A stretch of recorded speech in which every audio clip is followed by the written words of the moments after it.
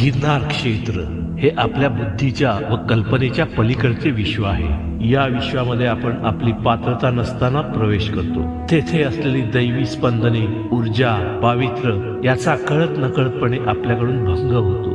म्हणून पहिल्या पायरीवर महाराजांना प्रार्थना करा की हे ईश्वरा, मी तुम्हाला शरण आलोय, मला सांभाळा आणि आपल्या शरीरातील अहंकार पेटवून तिथेच भस्म करा व पूर्ण समर्पण भावाने दत्त महाराजांना शरण जा।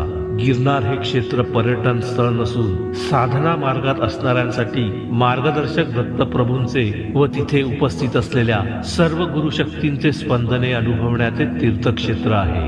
गिरनारच्या पायऱ्या चढत असताना आपण घेत असलेल्या श्वासाबरोबर नामस्मरणाचे अनुसंधान जर बांधले तर नाम व श्वास दोन्ही एका लयीत चालू होतात व कळत नकळतपणे आपल्या शरीरातील नकारात्मक ऊर्जा बाहेर पडते।